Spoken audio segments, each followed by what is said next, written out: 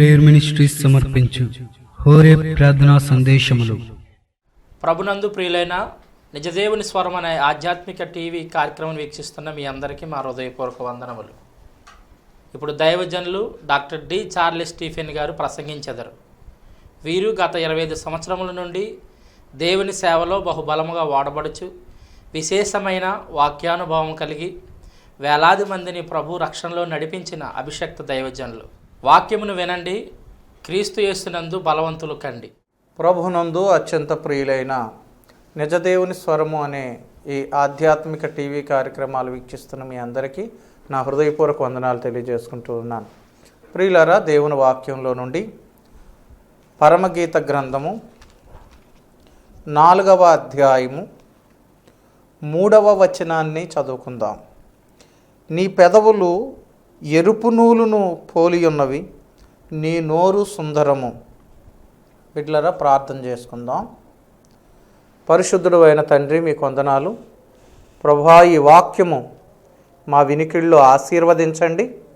మీరు మాట్లాడుచూ ఉండగా వినగల చెవిని, గ్రహించగల మనస్సును, లోబడగలిగిన హృదయమును ప్రతి వారికి దయచేయండి. ప్రతి వారితోనూ మీరు మాట్లాడండి.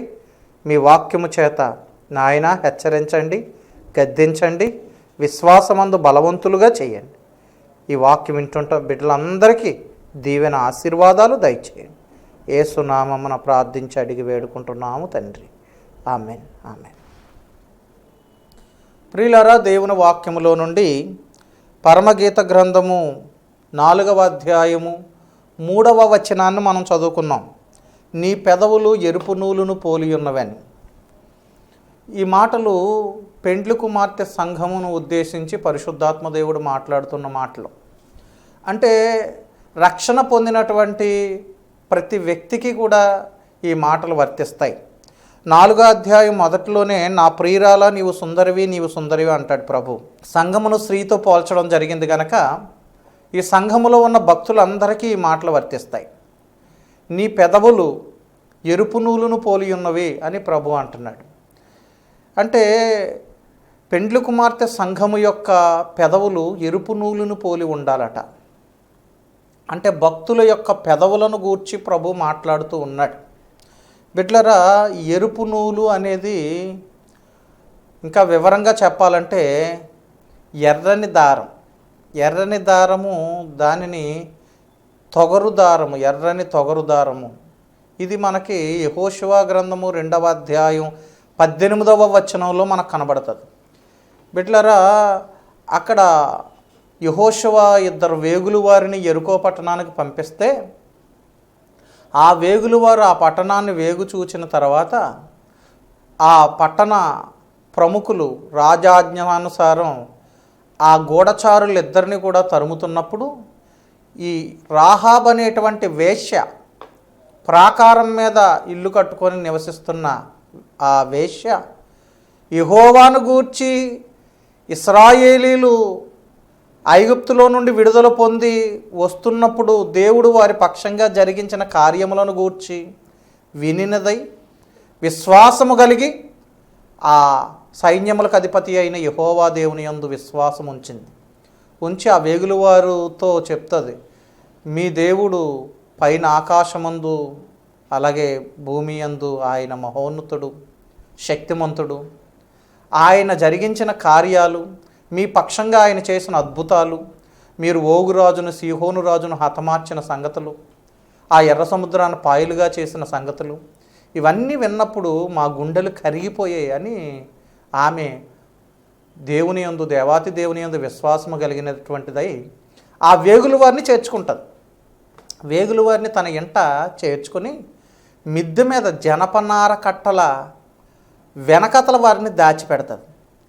ఈ లోపల వారిని తరుముకుంటా వచ్చినటువంటి యెరికో వాసులు, మన దేశానికి వేగులు వారు వచ్చారు, నువ్వు చూసావా అంటే వారు పట్టణము యొక్క ద్వారములు, తలుపులు మూయక ముందే బయటికి వెళ్ళిపోయారని చెప్పి అబద్ధం చెప్పి వారిని పంపించేసిన తర్వాత ఈ వేగులు వారిద్దరిని మిద్దె మీద నుండి దింపి వారిని ఆ కిటికీలో నుండి వారిని వేరొక మార్గంలో పంపించేయడం జరుగుతుంది.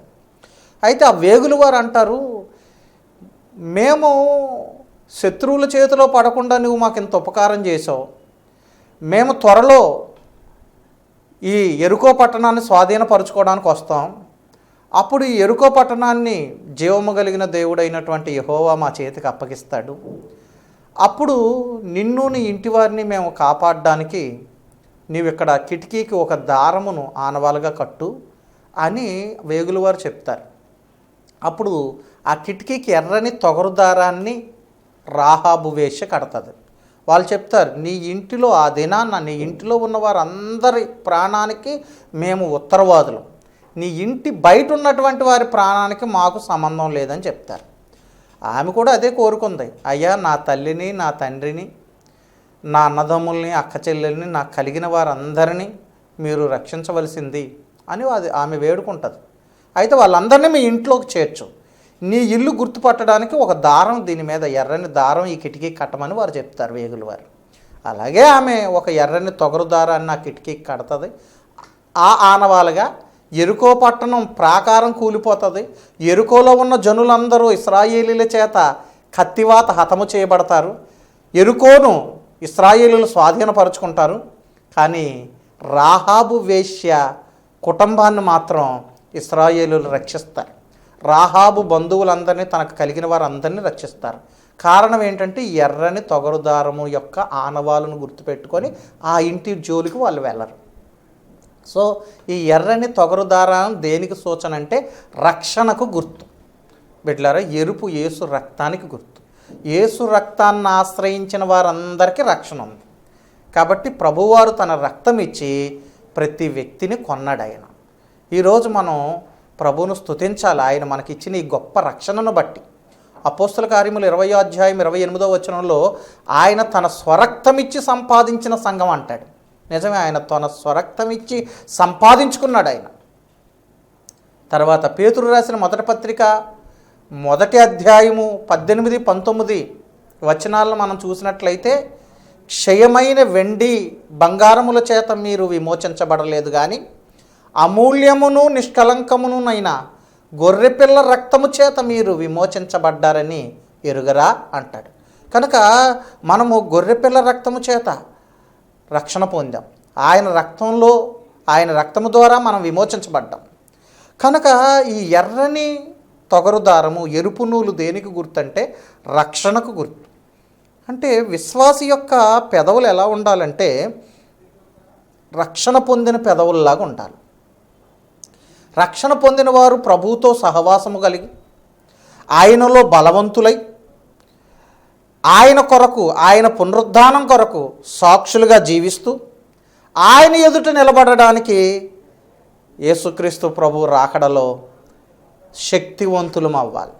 లూకా సువార్త 21వ అధ్యాయం 36వ వచనాన్ని నేను చదువుతున్నాను, దయచేసి గమనించండి. కాబట్టి మీరు జరగబో వీటినెల్లను తప్పించుకొని మనుష్య కుమారుని ఎదుట నిలబడుటకు శక్తి గలవారగునట్లు ఎల్లప్పుడూ ప్రార్థన చేయొచ్చు మెలకువగా ఉండుడి అని భక్తుడు చెప్తున్నాడు. మనుష్య కుమారుని ఎదుట నిలబడుటకు, ప్రభు ఎదుట నిలబడుటకు శక్తి గలవారమగునట్లు ఎల్లప్పుడూ మెలకువగా ఉండి ప్రార్థన చేయాలి. కనుక మనం రక్షణలో ఎదగాలి, రక్షణను కాపాడుకోవాలి, ప్రభువుతో సహవాసము కలిగి ఉండాలి, దేవునిలో బలవంతులుగా మనం మారాలి. అదే సమయంలో ప్రభు కొరకు సాక్షిగా జీవించాలి. యేసు ప్రభు రాకడ వరకు నిందారహితంగా ఉంటూ ఆయన ఎదుట నిలబడడానికి శక్తిమంతులం అయ్యేటట్టుగా మెలకువగా ఉండి ఎప్పటికప్పుడు ప్రార్థన చేసుకునేటువంటి వారమై, ప్రార్థనాపూర్వకమైన సిద్ధపాటు కలిగి ఉండవలసినటువంటి వారమై ఉన్నాము అనే సత్యాన్ని బిడ్డలారా మనం గ్రహించాలి. ఉందా ఇలాంటి సిద్ధపాటు ఈ దినాన్ని మనకుందా? అలాగ మనం సిద్ధపడితే, ప్రార్థనాపూర్వకంగా మనం సిద్ధపడితే, రక్షణను కాపాడుకోగలిగితే, బిడ్డలారా క్రీస్తులో బలవంతులముగా మనం జీవించగలిగితే, విశ్వాసమందు స్థిరులుగా ఉండగలిగితే, యేసు ప్రభు రాకడలో మనం పైకెత్తబడగలం, ఆయన ఎదుట నిలబడగలం. బిడ్డలారా యుగయుగాలు ఆయనతో మనం జీవించగలం. పెండ్లి కుమారుడు ఆయన. భూమి మీద ఈ భక్తుల సమూహము పెండ్లి కుమార్తె. పెండ్లి కుమారుడు అంతఃపురంలో నుంచి వస్తున్నాడు. పెండ్లి కుమార్తె గదిలో నుండి రావలెను. యోవేలు గ్రంథము 2వ అధ్యాయం 16వ వచనం. జనులను సమకూర్చుడి, సమాజ కూటము ప్రతిష్ఠించుడి, పెద్దలను పిలవనంపించుడి, చిన్నవారిని స్తన్యపానము చేయు బిడ్డలను తోడుకొని రండి, పెండ్లి కుమారుడు అంతఃపురములో నుండి పెండ్లి కుమార్తె గదిలో నుండి రావలేను. బిడ్డలారా, పెండ్లి కుమారుడు ప్రభు అయిన యేసుక్రీస్తు, పెండ్లి కుమార్తె భూమి మీద సిద్ధపడుతున్న సంఘం. పెండ్లి కుమారుడు పరలోక అంతఃపురంలో నుండి వస్తున్నాడు, పెండ్లి కుమార్తె గదిలో నుండి రావలేను. గది అనగా దేవుని సన్నిధి. ప్రభు సన్నిధిలో మనం సిద్ధపడి ఆత్మీయంగా బలపడి రక్షణ పొందిన అనుభవంలో మనం జీవించగలిగితే ప్రభుని ఎదుర్కోగలం. ఆయన ఎదుట నిలబడడానికి మనం శక్తిమంతులం అవుతాం. మన పెదవులు మాత్రమే కాదు, మన సర్వాంగములు కూడాను యేసు రక్తములో మనము మన పాపములు కడుక్కొని మనము బిడ్డలారా నీతియుక్తములైన సాధకములుగా మన అవయవములను దుర్నీతికి సాధకములుగా కాక నీతికి సాధకములుగా యేసు రక్తములో స్నానము చేసి దేవుని వాక్యమనే ఉదకములో స్నానము చేసి శుభ్రపరచబడిన శరీరములు గలవారమై ప్రోక్షింపబడిన హృదయములు గలవారమై ఆయన సన్నిధిలో నిలబడడానికి మనం శక్తిమంతులం అవ్వాలి. ఇక్కడ సిద్ధపరచుకోవాలి, అలా సిద్ధపడాలి. మనం గదిలో నుంచి పెండ్లి కుమార్తె రావాలని బిడ్డలారా, ప్రకటన గ్రంథంలో చూస్తాం, తెల్లని వస్త్రములు ధరించి ఉన్న ఒక గుంపు కనబడుతుంది. అయ్యా వీరెవరు అంటే, మరి నీకే తెలియని అన్నాడు యోహాను. వీళ్ళెవరు తెల్లని వస్త్రములు ధరించిన వారు అంటే, వీళ్ళు భూలోకము నుండి వచ్చినవారు, శ్రమల్లో నుండి వచ్చినవారు, గొర్రెపిల్ల రక్తములో తమ వస్త్రములను ఉదుక్కొని తెలుపు చేసుకున్నవారు. కాబట్టి యేసు రక్తంలో మన పెదవులే కాదు, మన కళ్ళు, మన చేతులు, మన నాలుక, మన అవయవాలన్నీ యేసు రక్తంలో ప్రోక్షించబడాలి. బిడ్డలారా, నీతి సాధకములుగా మన అవయవములు మారాలి. రక్షణ పొందిన వారిగా, క్రీస్తునందు బలవంతులుగా, ప్రార్థనాపరులుగా మనం సిద్ధపడిపోవాలి. పెండ్లి కుమారుడు అంతఃపురంలోంచి వస్తున్నాడు, పెండ్లి కుమార్తె గదిలో నుంచి రావలేను. పిలవనంపండి, పెద్దలను పిలవనంపుడి, సమాజ కూటం ఏర్పరచండి, స్తన్యపానం చేసే బిడ్డలను పిలవనంపించండి, స్త్రీలను పురుషులను అందరినీ సమకూర్చండి అంటున్నాడు ఇక్కడ యోవేలు గ్రంథంలో. బిడ్డలారా, దేవుని సన్నిధిలో అందుకే ప్రభు అంటాడు మత్తయి సువార్త 6వ అధ్యాయము 6వ వచనంలో, నీవు గదిలోనికి వెళ్ళి తలుపు వేసుకుని రహస్యమందు చూచు నీ తండ్రికి నువ్వు ప్రార్థన చెయ్యాలంటాడు. కనుక ఈ దినాన్న మనము ఒక ప్రార్థన గది కలిగి ఉండాలి. దేవుని సన్నిధిలో ఒక సిద్ధపాటు అనుభవాన్ని మనం కలిగి ఉండాలి. ఉందా ఈ అనుభవం మనకుందా? మన ఇంట్లో వంటగది ఒకటి ఉంటుంది, భోజనాల గది ఒకటి ఉంటుంది, అలాగే పడక గది ఒకటి ఉంటుంది, ఎవరైనా గెస్టులు వస్తే వాళ్ళ కోసం అతిథి గది ఒకటి ఉంటుంది. మరి ప్రార్థనా గది ఉందా? నీకు ఇంట్లో ప్రార్థన ఉందా? నీ కుటుంబానికి కుటుంబ ప్రార్థన ఉందా? ఒకసారి ఆలోచన చేయండి బిడ్డలారా. తల్లి, తండ్రి, బిడ్డలు కలిసి ఉదయం సాయంకాలం కుటుంబ ప్రార్థన చేసుకుంటున్నారా? మీ ఇంట్లో ప్రార్థనకు ఒక ప్రత్యేకమైనటువంటి గది ఉందా? ఆలోచన చేయండి. నేను దాదాపు 25 సంవత్సరాల నుంచి దేవుని వాక్యాన్ని ప్రకటిస్తూ ఉన్నాను. దేవుని సేవలో విస్తారమైనటువంటి భారంతో పరిచర్య కొనసాగిస్తూ ఉన్నాను. దేవుని సేవ విషయంలో నాకున్న భారాన్ని బట్టి నాకున్న సొంత డబ్బు కూడా దేవుని సేవలో ఖర్చు చేసుకొని ఇంతవరకు సొంత ఇల్లు నేను నిర్మించుకోలేదు, అద్దెళ్లలోనే తిరుగుతూ ఉన్నాను. కానీ దేవుని మందిరాలు మాత్రం సుందరంగా నిర్మించగలిగాం. అలా ఉన్నప్పుడు నేను ఏ ఇంట్లో అద్దెకి దిగినప్పటికీ మాకున్న గదుల్లో ఒక గది దేవుని వాక్యం చదువుకోవడానికి, ప్రార్థన చేసుకోవడానికి తప్పనిసరిగా కేటాయించి దానిని ఒక ప్రార్థనా గదిగా సిద్ధపరచుకున్నాం. ఆ విధంగా మన ఇంట్లో ఒక ప్రార్థనా గది మనకుందా? ఇది మనం ఆలోచన చేసుకోవాలి. బిడ్డలారా, నీవు గదిలోకి వెళ్ళి తలుపు వేసుకొని ప్రార్థన చెయ్యని ప్రభు మనల్ని హెచ్చరిస్తున్నాడు. గదిలో నుంచి పెండ్లి కుమార్తె రావాలనంట, అంతఃపురంలో నుంచి పెండ్లి కుమారుడు రావాలనంట. పెండ్లి కుమార్తె సంఘం యొక్క పెదవులు ఎరుపు నూలును పోలి ఉన్నవంట, ఆమె నోరు సుందరమంట. బిడ్డలారా, మన పెదవులు ఎలా ఉన్నాయి? రక్షణ పొందిన పెదవుల్లాగా ఉన్నాయా? మన నోరు సుందరంగా ఉందా? దేవుడు మనల్ని పరికిస్తున్నప్పుడు, మనల్ని గమనిస్తున్నప్పుడు దేవుడికి అంగీకారంగా, ఆయనకు మహిమకరంగా మన మాటలు, మన ప్రవర్తన, మన ఆలోచన ఉందా? ఒకసారి పరిశీలన చేసుకుందాం. ఎటువంటి సిద్ధపాటుని దినాన్ని మనం కలిగి ఉన్నాం అనేది ఒకసారి మనం ఆలోచన చేయవలసిన వారమై ఉన్నాం. బిడ్డలారా, లోకములో నుండి ప్రభువులోనికి వచ్చినటువంటి మనము ఎటువంటి అనుభవాన్ని మనం కలిగి ఉన్నాం? పెండ్లు కుమార్తె సంఘము యొక్క పెదవులు ఏ రీతిగా ఉండాలి అనేది దేవుని వాక్యంలో మనం గమనించాలి. కొంతమంది పెదవులు ఉంటాయి, విషపు పెదవులు కలిగిన వారు ఉన్నారు. విషపు పెదవులు, వారి పెదవుల క్రింద సర్పవిషం ఉందంట. బిడ్లారా, దేవుని వాక్యంలో చూద్దాం. రోమీయులకు రాసినటువంటి పత్రిక 3వ అధ్యాయం 13వ వచనము నుండి నేను చదువుతున్నాను, దయచేసి గమనించండి. వారి గొంతుక తెరచిన సమాధి, తమ నాలుకలతో మోసము చేయుదురు, వారి పెదవుల క్రింద సర్పవిషం ఉన్నది. బిడ్లరా, వారి పెదవుల క్రింద సర్పవిషం ఉందంట. 14, వారి నోటి నిండా శపించుటయు పగయు ఉన్నవి. శాపవచనాలు, పగ, ఇది వారి నైజం. కొంతమంది పెదవులు మరి విషముతో నింపబడి ఉన్నాయంట. విషపు పెదవులు ఇవి. మరి ఇలాంటి పెదవులతో మనం పరలోక రాజ్యం చేరగలమా? బిడ్లరా, గమనించండి. కీర్తనల గ్రంథం 12వ కీర్తన 2వ చరణం. అందరూ ఒకరితో ఒకరు అబద్ధములాడుదురు, మోసకరమైన మనస్సు గలవారై ఇచ్చకములాడు పెదవులతో పలుకుదురు. 3వ చరణం. యెహోవా ఇచ్చకములాడు పెదవులన్నిటినీ, బెంకములాడు నాలుకలన్నిటినీ కోసివే.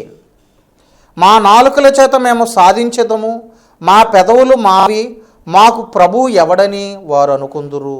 బిడ్లరా, ఇలాంటి ఇచ్చకములాడే అబద్ధములాడే పెదవులు, మా పెదవులు మావి, మా నాలుకలతో మేము సాధించదము, మాకు ప్రభు ఎవడు అనేటువంటి విధానంలో కొంతమంది ఉన్నారు.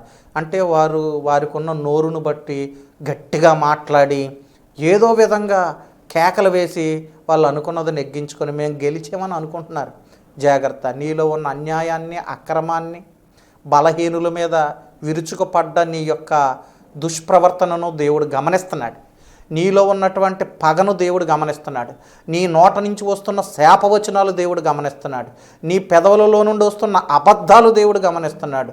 ఈ విధంగా ఉంటే పరలోక రాజ్యంలో ప్రవేశించగలమా? యేసు ప్రభు రాకడలో పైకి ఎత్తబడగలమా? గదిలో నుండి పెండ్లి కుమార్తె సిద్ధపడి వస్తున్నప్పుడు ఆ గుంపులో నువ్వు ఉండగలవా? నీ పెదవులు ఎరుపు నూలును పోలి ఉన్నవా? ఒకసారి బిడ్డ ఆలోచన చేయి. అబద్ధములాడే పెదవులు దేవుడికి ఇష్టం ఉండవంట. సత్యవర్తనులు ఆయనకి ఇష్టలట. సామెతల గ్రంథము 12వ అధ్యాయము 12వ అధ్యాయము 22వ వచనాన్ని మనం చదువుదాం. అబద్ధములాడు పెదవులు యెహోవాకు హేయములు, సత్యవర్తనులు ఆయనకి ఇష్టలు. బిడ్లరా, అందుకే ప్రతివాడును తన పొరుగువానితో సత్యమే మాట్లాడవలెను అంటాడు జకరియా గ్రంథంలో. కనుక అబద్ధములాడు పెదవులు యెహోవాకు హేయములు. చాలామంది చిన్నదానికి అబద్ధమే, పెద్దదానికి అబద్ధమే. 99 అబద్ధాలు ఆడిన వాళ్ళు ఇంకా తప్పని పరిస్థితుల్లో ఆ నిజం మాట్లాడే వాళ్ళను కూడా నేను ఎరుగుదును. జాగ్రత్త. నీవు అబద్ధాలతో, మోసాలతో ప్రజలను మోసం చేయొచ్చు, కానీ నీ క్రియలన్నీ దేవుడు గమనిస్తున్నాడు. నీకు మరి నీ క్రియలను బట్టే ఆయన ప్రతిఫలం ఇవ్వబోతున్నాడు. ఎవరి క్రియలను బట్టి వారికి జీతం ఇవ్వడానికి ఇదిగో ఆయన సిద్ధపరిచిన జీతం ఆయన యొద్ద ఉన్నది. అది పుచ్చుకొని త్వరగా యేసునాథుడు వస్తూ ఉన్నాడు. Be careful. బిడ్డ, జాగ్రత్త. నువ్వు సిద్ధపడాలని దేవుడు ఈ దినాన్ని నీతో మాట్లాడుతున్నాడు. నీ పెదవులు ఏ విధంగా ఉన్నాయి దేవుడు గమనిస్తున్నాడు. ఎరుపు నూలును పోలి ఉన్నాయా నీ పెదవులు? ప్రకటన గ్రంథం 21:8 అంటాడు, పిరికివారును, అవిశ్వాసులను, అసహ్యులను, విగ్రహారాధికులను, మాంత్రికులను, ఈ మాటలన్నీ చెబుతూ చివరిన అంటాడు, అబద్ధికులందరూ మండుగుండముల్లో పాలు పొందుదురు, ఇది 2వ మరణం అంటాడు. అబద్ధికులందరూ కూడా 2వ మరణంలో పాలు పొందుతారట. ప్రకటన గ్రంథం 22వ అధ్యాయం 15వ వచనంలో కుక్కలను, మాంత్రికులను, వ్యభిచారులను, నరహంతకులను, విగ్రహారాధికులను, అబద్ధమును ప్రేమించి జరిగించు ప్రతివాడును వెలుపుట ఉందురు. ప్రియులరా, ఇక్కడ కుక్కలంటే కుక్కలు కాదు కానీ బిడ్లరా, కుక్కలతో ఒక జనాంగం పోల్చబడింది. ఆ నాయకులైనటువంటి వారు నీతి లేని కొందరిని కుక్కలతో పోల్చాడు దేవుడు. అలాంటి అక్రమకారులైన నాయకులు కానీ, మాంత్రికులు కానీ, వ్యభిచారులు కానీ, నరహంతకులు కానీ, విగ్రహారాధికులు కానీ, అబద్ధమును ప్రేమించి దానిని జరిగించుకునేవాడు కానీ, వీళ్ళందరూ కూడాను వెలుపుట ఉంటారట, చీకటిలో త్రోయబడతారంట. బిడ్లరా, ఈ దినాన మన పెదవులు ఎలా ఉన్నాయి? ఎలాంటి మాటలు మనం మాట్లాడుతున్నాం? ఒకసారి పరిశీలన చేసుకోవాలి. కొంతమంది పెదవుల క్రింద సర్పవిషం ఉందంట. వాళ్ళకి పగయు, శపించుటయు అదే తెలుసంట. వాళ్ళకి ఏమాత్రం దీవెన వచనం, శుభం వాళ్ళ నోటమట రాదు. పెండ్లి కుమార్తె పెదవులు ఎలాగున్నాయి? ఎరుపు నూలును పోలి ఉన్నవి అంటున్నాడు. చూడండి పరిశుద్ధాత్మ దేవుడు. ఇంకా కొంతమంది పెదవులు ఎలాగుంటాయంటే వేషధారణ పెదవులు. బిడ్లరా, యెషయా గ్రంథము 29వ అధ్యాయం, యెషయా గ్రంథము 29వ అధ్యాయము 13వ వచనాన్ని చదువుతున్నాను, చూడండి దయచేసి. ప్రభు ఇలాగూ సెలవిచ్చుచున్నాడు, ఈ ప్రజలు నోటి మాటతో నా యొద్దకు వచ్చుచున్నారు, పెదవులతో నన్ను గనపరుచుదురు గాని తమ హృదయము నాకు దూరమును చేసుకుని ఉన్నారు. వారు నా ఎడల చూపు భయభక్తులు మానవుల విధులను బట్టి వారు నేర్చుకున్నవి. బిడ్డలారా, నిజంగా హృదయంలోంచి పుట్టినవి కాదు, వంశపారపర్యంగా ఆచారపరంగా తాతను బట్టి తండ్రి, తండ్రిని బట్టి వీడు, ఏదో అలాగ ఒక ఆచారపరమైన భక్తిగా వెళ్ళిపోతుంది తప్ప ఆత్మీయత లేదు. ఆచారం అయితే పుష్కలంగా ఉంది, ఆత్మీయత లేదు. పెదవులతో గనపరుస్తున్నారు కానీ వాళ్ళ హృదయం దేవునికి దూరంగా ఉంది, లాభమును అపేక్షిస్తున్నారు. ఇదే బిడ్డలారా వాళ్ళు నేర్చుకున్నది. ప్రభువు కూడా గద్దించి మత్తయి సువార్త 15వ అధ్యాయంలో ఈ మాటలు మరలా ఒకసారి యెషయా చెప్పింది మరలా ప్రభు ఎత్తి చూపించాడు. మత్తయి సువార్త 15వ అధ్యాయం 8-9 వచనాలలో, వేషధారులారా, ఈ ప్రజలు తమ పెదవులతో నన్ను గనపరుచుదురు గాని వారి హృదయము నాకు దూరముగా ఉన్నది. మనుషులు కల్పించిన పద్ధతులు దైవోపదేశములని బోధించుచు వారు నన్ను వ్యర్థముగా ఆరాధించుచున్నారు అని యెషయా మిమ్మును గూర్చి ప్రవచించిన మాట సరియే అని ప్రభు అక్కడ మరలా ఒకసారి ఆ మాటలు జ్ఞాపకం చేశాడు. వేషధారులు, వేషధారణతో కూడినటువంటి మాటలు. బిడ్లరా, ఇలాంటి కపటమైనటువంటి స్వభావాన్ని నీవు కలిగి ఉన్నావా? కీర్తన గ్రంథం 55వ కీర్తన 21వ చరణాన్ని నేను చదువుతున్నాను. వారి నోటి మాటలు వెన్నవలే మృదువుగా ఉన్నవి, అయితే వారి హృదయములో కలహమున్నది. వారి మాటలు చమురు కంటే నునుపైనవి, అయినను అవి ఎలాగున్నాయంటే వరదీసిన కత్తులే.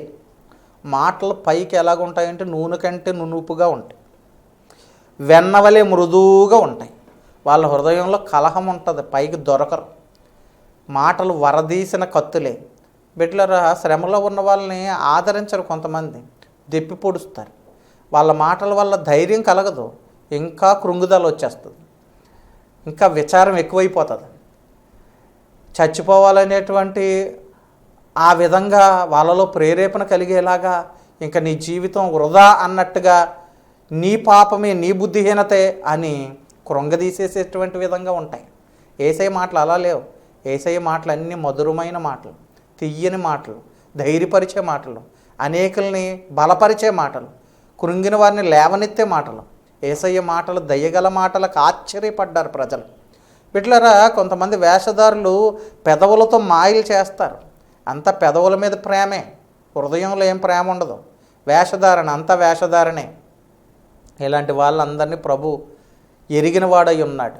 నీ మాటలను దేవుడు చూస్తున్నాడు, నీ హృదయాన్ని కూడా దేవుడు చూస్తున్నాడు. పెదవుల మీద చేసే భక్తి దేవుడు గమనిస్తూ ఉన్నాడు. దేవుని వాక్యంలో బిడ్డలారా మనం ఆలోచన చేసినప్పుడు 62వ కీర్తన 4వ చరణాన్ని కూడా దయచేసి చిత్తగించండి.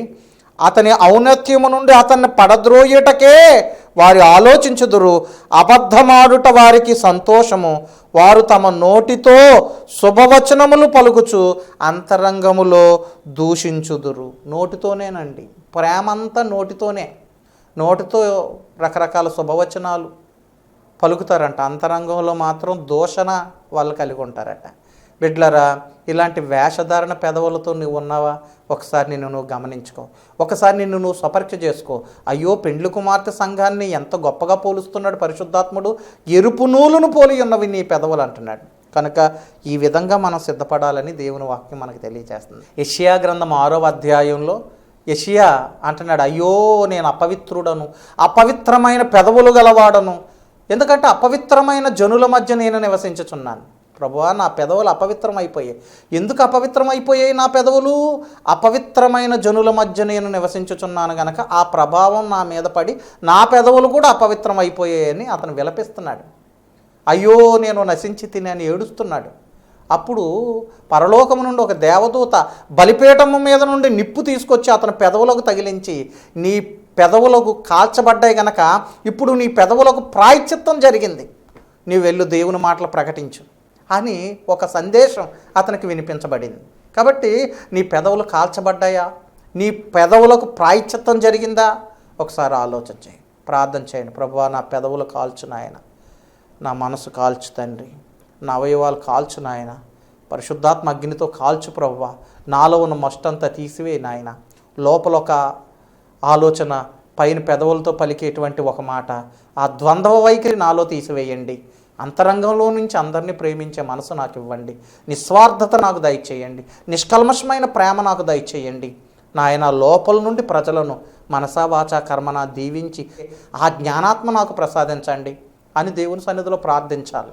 కలహం, కపటం, నేను నాది అనేటువంటి లోపల ఒక అహంకారం, అహంభావం మనల్ని పరలోకానికి చేర్చదు బిడ్డలారా. కనుక మన పెదవులు పరిశుద్ధంగా ఉండాలి. మన పెదవులు రక్షణ పొందిన పెదవుల్లాగా ఎరుపు నూలును పోలి ఉండాలి. మన నోరు సుందరంగా దేవుని సన్నిధిలో ఆయన దృష్టికి మనం కనబడాలి. ఏమండి, యెషయా పెదవులు కాల్చబడిన పెదవులట. ఇదే పరమగీతంలో మనం చూస్తే ఆ సూలమ్మితి సంఘ కన్యకును, ఆ పెండ్లి కుమార్తె సంఘాన్ని ప్రభు ఎలా మెచ్చుకున్నాడో తెలుసునా? పరమగీతం 4:11 ప్రాణేశ్వరి, నీ పెదవులు తేనీయలొలుకుచున్నట్టున్నవి, నీ జిహ్వ క్రింద మధుక్షీరములు కలవు. అలా ఉండాలి భక్తుల పెదవుల క్రింద అంట మధుక్షీరములు. బిడ్డలారా, తేనె పాలు ప్రవహిస్తున్నట్లుగా ఆమె పెదవుల క్రింద ఉన్నాయంట. తేనెలొలుకుచున్నట్టున్నవంట పెదవులు. అలాగా ఇతరులను దీవించే వచనాలు పలకాలి. అందరి కోసం ప్రార్థించే పెదవులుగా, నోరుగా మన నోరు ఉండాలి. మన మాట, మనలో ఉన్నటువంటి ప్రేమ చూసి బిడ్డలారా ప్రభు అనాలి, నీ నోరు సుందరము అనాలి. అలాగే యేసయ్య పలుకులు, యేసయ్య మాటలు విన్న మనము ఆయన అడుగుజాడల్లో నడవగలిగితే మనం సిద్ధపడగలం. యేసు రాకల్లో పైకి ఎత్తబడగలం. రండి, పెండ్లి కుమారుడు త్వరగా వస్తున్నాడు.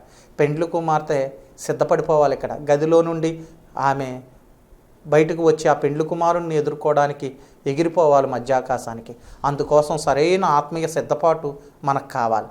అందుకోసం మన పెదవుల మీద ఒక సిలువ వేసుకుందాం. ప్రభువా, నీ అగ్నితో ఆ యెషయా పెదవులు కాల్చినట్టు నా పెదవులు కాల్చండి. నా పెదవుల్లో వేషధారణ లేకుండా, కుటిలత లేకుండా, కపటము లేకుండా, సరస్వతులు లేకుండా నా నోరు సుందరంగా మరల్చండి అని దేవుని సన్నిధిలో మనం ప్రార్థన చేసుకుందాం. బిడ్డలారా, చాలామంది నోటి ద్వారా తిట్లు, బూతులు, చుట్టలు కాల్చేవారు, కైనీళ్ళు తినేవారు, సారా తాగేవాళ్ళు, ఈ నోటి ద్వారా కిళ్ళీలు నవిలేవారు. అపవిత్రంగా నోరును అపవిత్రం చేసుకొని అదే నోటితో దేవుని మనం స్తుతిస్తే ఆ స్తుతులు దేవుడికి అంగీకారంగా ఉండవు. అందుచేతను మన నోరు పవిత్రంగా ఉండాలి, పరిశుద్ధంగా ఉండాలి. అప్పుడే నీ నోరు సుందరము అంటాడు ప్రభు. అటువంటి కృప దేవుడు మనకు దయచేయనుగాక. ప్రార్థన చేసుకుందాం. పరిశుద్ధుడా, మీకు వందనాలు, స్తోత్రాలు. ఈ మాటలు మా హృదయాలలో ఫలింపచేయండి అయ్యా. మా అవయవాలన్నీ నీతి సాధకములుగా నీకు అప్పగించడానికి తగిన జాగరూకత, జ్ఞానాత్మ మాకు దయచేయండి. స్తుతులు మీకు చెల్లిస్తూ యేసు నామమునే ప్రార్థించి అడిగి వేడుకుంటున్నాము తండ్రి. Amen, amen, amen. God bless you. ప్రభు మీ అందరినీ దీవించునుగాక. అందరికీ వందనాలు.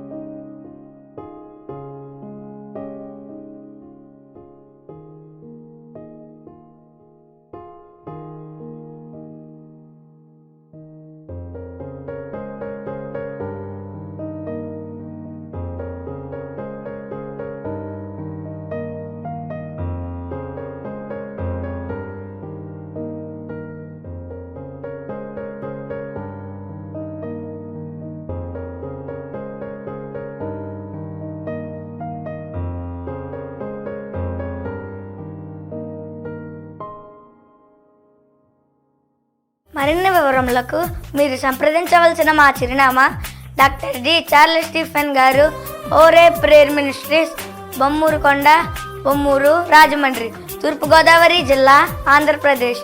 మా పిన్ కోడ్ 533124. మీ ప్రార్థనా అవసరాలకు సంప్రదించవలసిన మా ఫోన్ నెంబర్స్ 9154993333. మరొక నంబర్ 9395117777. మీ అందరికీ వందనాలు.